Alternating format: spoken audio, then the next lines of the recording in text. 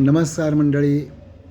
Me doctor Suryavanshi, Sadhguru Austro and वास्तू मार्गदर्शन या आपल्या यूट्यूब चॅनलमध्ये मी आपणा सर्वांचं अगदी मनपूर्वक स्वागत करतो. मंडळी, आपण आज खूप एका महत्त्वपूर्ण गोष्टीवरती बोलणार आहोत की त्यामुळे थोडंसं काळजीपूर्वक लक्ष द्या.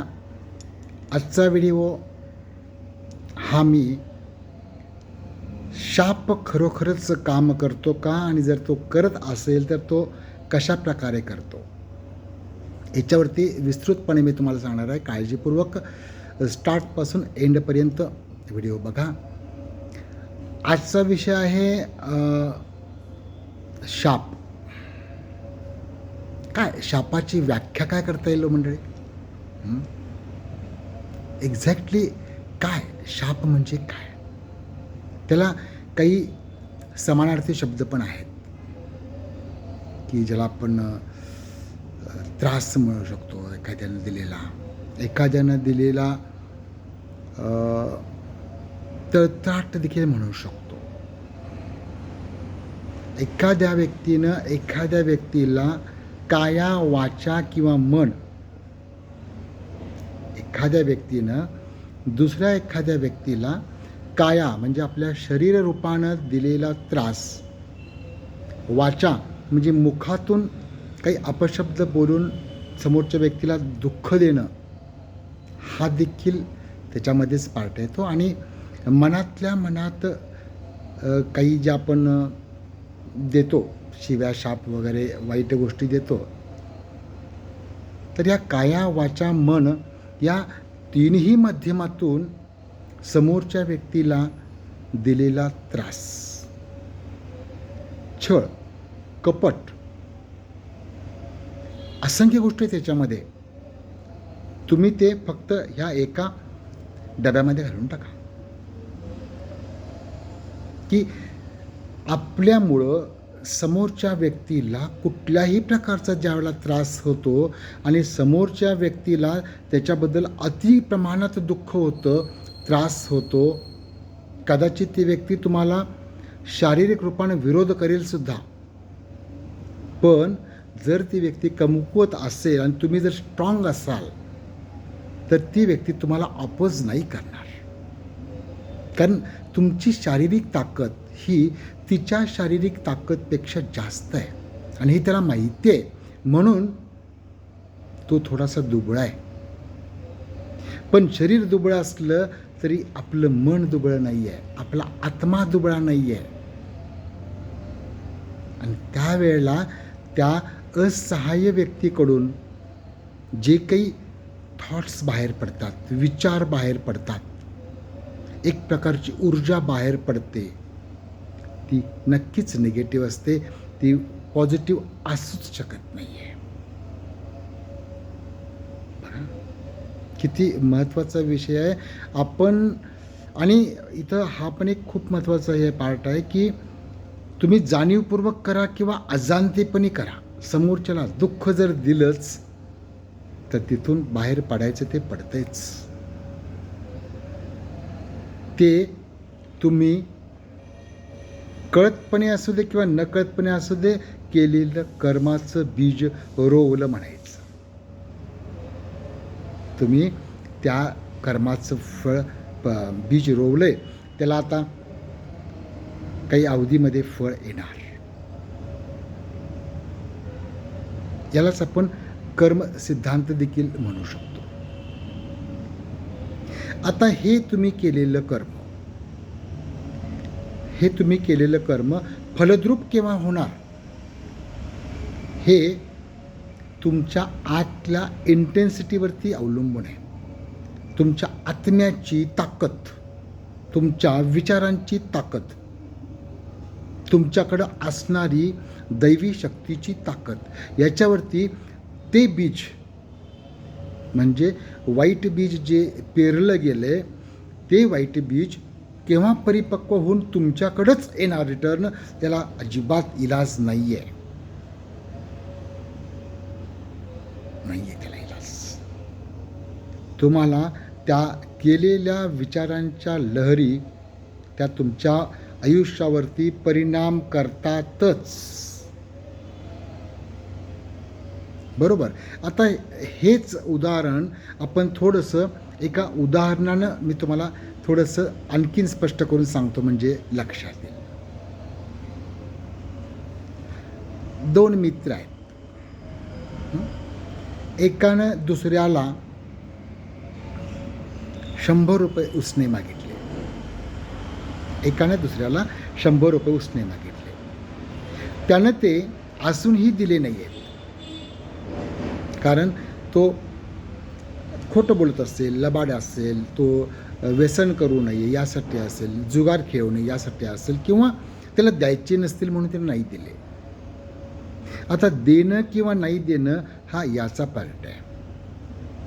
पण जर या मागणाऱ्या व्यक्तीला जर खूप गरज असेल, पैशाची फार निकड आहे, आणि तरी पण जर त्यानं नाही पैसे दिले, तर त्याच्या मनातून काही निगेटिव्ह लहरी बाहेर पडतात की तुझ्याकडे पैसे असून सुद्धा तू माझ्यासारख्या प्रामाणिक मित्राला मदत नाही केलीस.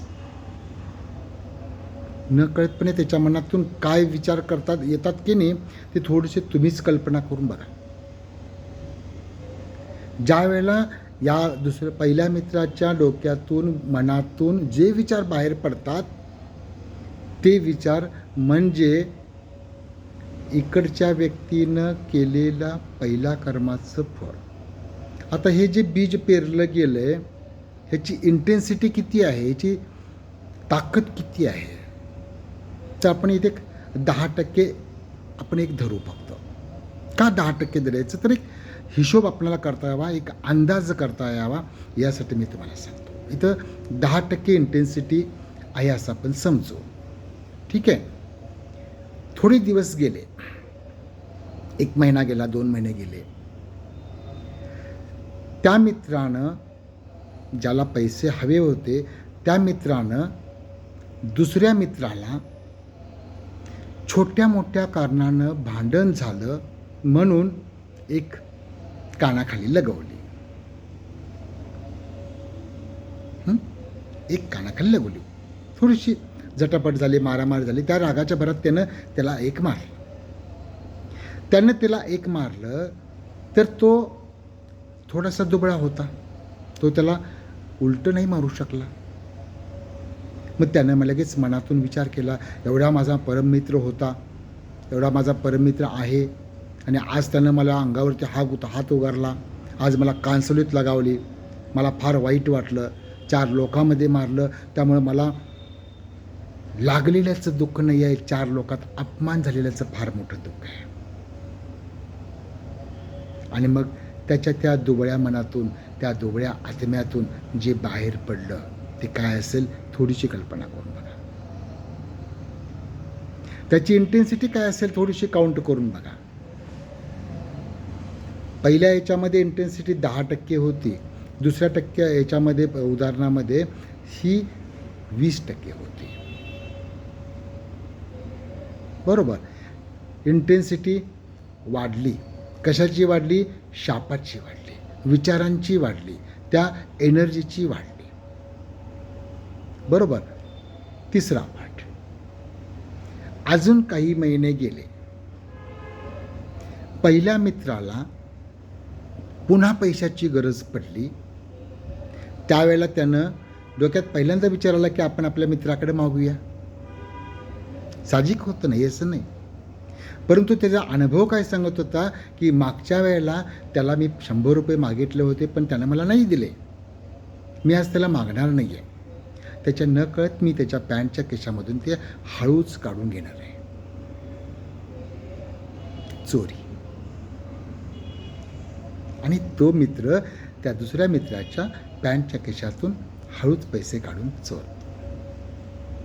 ज्या वेळेला आपले पैसे चोरीला गेलेत हे दुसऱ्या मित्राला कळतं, त्यावेळेला त्याच्या मनात काय विचार आले असतील, माझ्याकडे तेवढेच पैसे शिल्लक होते आणि तेही कुठल्या चोरानं चोरले, आता मी काय करू, मी कसा जगू, मी कसं माझं काम करू, मी कसं माझ्या पोटाला खाऊ, माझी फार मोठी पंचायत झाली. मला उपाशी राहायची वेळ येईल. ज्यानं कुणी ते 100 रुपये माझ्याकडून चोरून नेलेत, त्याला ते लाभणार नाही आहेत, त्याला ते पचणार नाही आहेत. मग त्याच्या बरोबरीनं अजून काही गोष्टी डोक्यातून त्याच्या थॉट्स जे बाहेर पडले, विचार जे बाहेर पडले, निगेटिव्ह एनर्जी जी बाहेर पडली, ती काम करते. तिथं त्याची इंटेन्सिटी 30% झाली. अशा असंख्य गोष्टी आहेत. आता या मधल्या गोष्टी आपण थोडंसं वेळेअभावी नाही सांगता येणार, तर आपण काय करूया की गॅप टाकून एंड पॉईंटचं एक इंटेन्सिटीचं आपण तेच उदाहरण घेऊ की असे हे 2 मित्र एके दिवशी प्रचंड दोघांमध्ये गैरसमज होतो, दोघांमध्ये वादविवाद होतात, भांडण तंटा होतो आणि ते प्रकरण इथपर्यंत जातं की पहिला मित्र दुसऱ्या मित्राचा डायरेक्ट खूनच करतो. डायरेक्ट खून करतो. आता तुमच्या लक्षात आलं असेल की दुसऱ्या मित्र ज्याचा खून झाला तो मरते समयी त्याच्या मनातले काय विचार असतील. माझा परम मित्र होता, मी त्याला अधूनमधून काही गोष्टी सपोर्ट केल्या होत्या, ज्या मला शक्य नव्हत्या त्या मी त्याला नाही सपोर्ट केला, म्हणून त्याला राग आला, म्हणून रागाच्या भरामध्ये मित्राचा खून करणं इथंपर्यंत त्याची मजल गेली. मी त्याला 7 जन्मात त्याला सोडणार नाही, मी त्याचा बदला घेतल्याशिवाय राहणार नाही. आणि त्यावेळेला त्याच्या मनातून मरतेसमी जे जे जे जे विचार येऊन गेले, माझ्या पाठीमागं माझ्या बायकोचं कसं व्हायचं, माझ्या पाठीमागं माझा पोरादारांचं कसं व्हायचं, आईवडिलांचं कसं व्हायचं, घराचं कसं व्हायचं, पैशाचं कसं व्हायचं, माझा संसार उघड्यावर पडला, इथं त्याची इंटेन्सिटी वाढत होती. ती गेली 100% आणि तिथं तो गतप्राण झाला. म्हणजे हे मी फक्त उदाहरण सांगायला लागलो आहे की आपण जे पापकर्म करतो त्याची इंटेन्सिटी आपण सुद्धा चेक करू शकतो. तिथं त्याची इंटेन्सिटी 100% गेली. मग ती इंटेन्सिटी जेवढी जास्त, आता गंमत अशी आहे की तिथं त्याचं शरीर गतप्राण झालं, पण आत्मा अमर असल्यामुळं तो आत्मा मेल्यानंतर ह्या विश्वामध्ये विलीन झाला. परंतु बदल्याची भावना त्या आत्म्यावरती कोरली गेली असल्यामुळं तो फक्त संधीची वाट बघत असतोय की मला याचा बदला कोणत्या प्रकारे घेता येईल. कारण आता माझ्याकडे शरीर नाही आहे आणि आत्मा हा कसा आहे, निर्गुण निराकार आहे.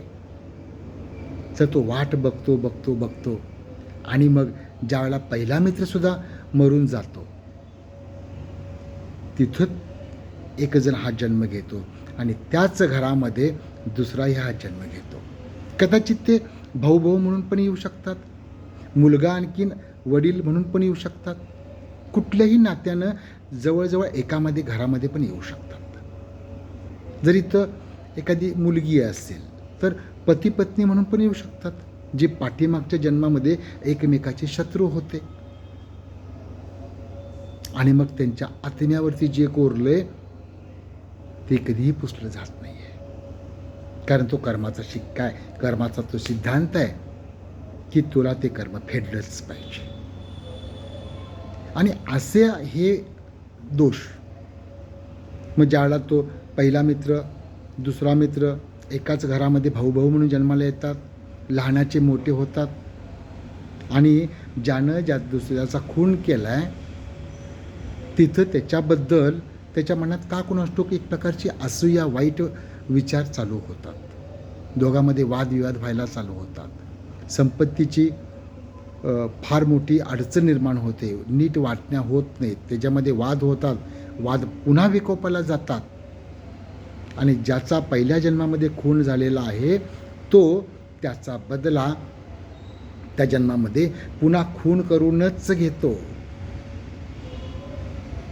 परंतु तो दुसरा जो मुलगा होता, जो भाऊ होता, ज्याचा आता दुसऱ्या जन्मामध्ये ज्याचा खून झाला आहे तो लहानपणापासून अगदी पूजा अर्चा करत असतो, प्रामाणिक असतो, शांत स्वभावाचा असतो. त्यावेळेला त्याचे आईवडील म्हणतात, अरे तो तर तुझा अगदी रामासारखा भाऊ होता आणि अशा तू भावाला का म्हणून मारलंस?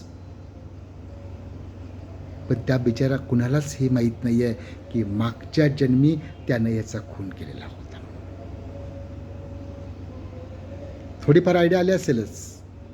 इथं सांगण्याचं तात्पर्य काय आहे, तर जेवढी तुमची इंटेन्सिटी जास्त आहे तेवढं ते फळ लवकर किंवा मागे पुढे होऊ शकतं. आता हा विषय थोडासा बाजूला ठेवूया आणि दुसऱ्या विषयावरती काम करूया की हे घडतं तरी कसं आणि घडू शकतं काय. कारण आपण विज्ञानावर विश्वास ठेवणारी माणसं, आपण अध्यात्माला नाही तेवढा विश्वास ठेवू शकत, नाही पटत लगेच त्या गोष्टी. कारण अदृश्य गोष्टीच्या मागं लागण्यामध्ये आम्हाला इंटरेस्ट नाही आहे. आम्हाला ते प्रूव्ह करून दाखवायला पाहिजे. ठीक आहे, मी तुम्हाला वैज्ञानिक दृष्टिकोनातून सांगतो की कोणतीही घटना एखाद्या एनर्जीशिवाय होऊच शकत नाही आहे. एखादा पेन मला तुम्हाला इथून उचलून ह्या ठिकाणी ठेवायचं आहे, एक प्रकारची ऊर्जाच पाहिजे. ती ऊर्जा तुम्ही हाताच्या माध्यमातून त्या पेनाला उचलणार आणि दुसरीकडे ठेवणार. त्याच वेळेला तो पेन ती जागा बदलू शकतो. हे तरी मान्य आहे. म्हणजे एखादी घटना घडण्यासाठी ऊर्जा ही लागतेच लागते. त्या अखंड ब्रह्मांडामध्ये, अखंड विश्वामध्ये, अखंड पृथ्वी तलावरती कुठेही जा, हे रूल कॉमन आहेत. ह्याच्यामध्ये नाही बदल होऊ शकत. तर कोणतीही घटना घडण्यापाठीमाग एक ऊर्जेचा हात आहे. मग आपले विचार म्हणजे तरी काय, ही एक ऊर्जाच आहे ना. भले ती पॉझिटिव्ह ऊर्जा असेल किंवा निगेटिव्ह ऊर्जा असेल. ईश्वर म्हणजे तरी काय आहे, ती एक प्रचंड हाय लेवल इंटेन्सिटी असलेली एक ऊर्जाच आहे. आपला आत्मा म्हणजे तरी काय, ऊर्जेनं भरलेलं अदृश्य असं एक ते आहे ना, ती ऊर्जाच आहे. आणि ऊर्जेचा नियम आहे की ती निर्माणही करता येत नाही आणि नाशही पावत नाही. त्याचं फक्त एका गोष्टीतून दुसऱ्या गोष्टीमध्ये रूपांतर होतं, एवढंच आहे. मग पहिल्या व्यक्तीच्याकडं ज्या वेळेला त्यानं पैसे मागितले, त्याने नाही दिली, तिथं छोटीशी ऊर्जा निर्माण झाली. लिटरली तुम्हाला सांगतो, ऊर्जा छोटी असो किंवा ऊर्जा हाय लेवलची असू दे, दोन्हीही फलद्रूप होतातच. पहिल्या व्यक्तीकडून 10, 20, 30, 40, 50 असं इंटेन्सिटी असलेल्या ऊर्जाची वलय बाहेर पडली, ही ब्रह्मांडामध्ये स्थिर राहिली, ती कुठं नाश पावत नाही आहे. आणि ती कर्माचा परतावा म्हणून ती दुसऱ्याच्या आयुष्यामध्ये येऊन अटॅच झाली. मग तुम्ही म्हणाल की हे खरं मानायचं कशावरून? ज्यावेळेला तुम्ही पत्रिका बघता, त्या पत्रिकेवेळेला जर सुज्ञ, चांगला, ज्ञानी, हुशार जर ॲस्ट्रॉलॉजर असेल, तर तो तुम्हाला पाठीमागच्या जन्मामध्ये तुम्ही कुठल्या व्यक्तीबरोबर कसे कसे वाईट व्यवहार केला होता हे देखील सांगू शकतो. फक्त ऐकण्याची तयारी ठेवा. आणि आपला विश्वास त्याच्यावरती नाही इझिली बसू शकत, कारण आपलं मन एकच सांगतं की मी आयुष्यभर चांगलाच वागलो आहे. आपल्या सगळ्यांचं लाईफ हे सुख आणि की दुःखानेच भरलेलं आहे. नुसतं सुखाने भरलेली एकही व्यक्ती तुम्हाला सापडणार नाही आहे आणि दुःखानेही भरलेली एकही व्यक्ती सापडणार नाही आहे. हे संमिश्रच आहे, फक्त थोडं दुःख कमी अधिक असेल एवढंच फक्त फरक आहे. तर अशा प्रकारे हे तुम्ही हाय लेवलची एनर्जीचं जर तळतळाट एखाद्या व्यक्तीकडून जर घेतला असेल, मग तो तुम्हाला माहिती असू द्या किंवा माहिती नसू द्या, तो काम करतोच. पत्रिका हे परमेश्वरानं तुम्हाला दिलेलं एक प्रूफ आहे. जा त्या ॲस्ट्रॉलॉजरकडे, त्याच्याकडनं चौकशी करून घे, तुला मागच्या जन्मामध्ये तू काय काय घाण केलेस ते. मग आमच्या जीवनामध्ये संकट का बरे येणार नाही आहेत? आज आपणाला वाटणारे जे आपले शत्रू आहेत, हे शत्रू म्हणजे कोण आहेत? मागच्या जन्मी तुम्ही त्यांना त्रास दिलेला होता. तोच त्रास तुम्हाला रिफंड करण्यासाठी ते आलेले आहेत, बरोबर, पुन्हा परत करण्यासाठी आले आहेत. कारण एक रूल आहे निसर्गाचा की balancing is the rule of nature. संतुलन हा एक निसर्गाचा नियम आहे. तो जेवढं देतो तेवढं घेतो. तुम्ही जेवढं द्याल तेवढं तो घेतो. जेवढं तुम्ही दिलाय तेवढं ते येणारच आहे. हा कर्माचा सिद्धांत आहे. त्यामुळे मंडळी विचार करा की आपण ज्या वेळेला एखाद्याला शाप देतो त्यावेळेला तो जातो सहज असतो. आपण म्हणतो की त्या व्यक्तीने मला एवढं वाईट वागवलं, त्या व्यक्तीने माझा अपमान केला, त्या व्यक्तीने मला मारलं, त्या व्यक्तीने माझी चोरी केली, त्या व्यक्तीने मला फार फार वाईट गोष्टी अशा आपण मी सांगत बसण्यापेक्षा फक्त समजून घ्या. असं केलं मग मला तर राग येणारच, मला तर वाईट वाटणारच. पण मंडळी इथे एक फार मोठी मेक आहे.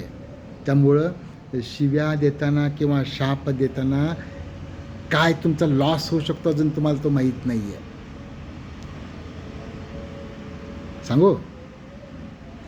हे बघा मंडळी, मगाशी आता मी तुम्हाला सांगितलं की कुठलीही गोष्ट घडण्यासाठी एनर्जीचा उपयोग होतो. ही एनर्जी कुठून वापरली जाते? समजा तुम्ही शाप दिलाय तर ती एनर्जी यूज तुमच्याकडून होते. मग तुमच्याकडं एक उदाहरणासाठी म्हणून घेऊया, तुमच्याकडं 100% एनर्जी आहे आणि जर तुम्ही एखाद्या व्यक्तीला कळतपणे असू दे किंवा न कळतपणे असू दे जर तुम्ही शाप दिला, एनर्जी कुणाची कमी झाली? तुमचीच ना. त्या 100मधली 10 गेली, 20 गेली, 30 गेली अशी होईल.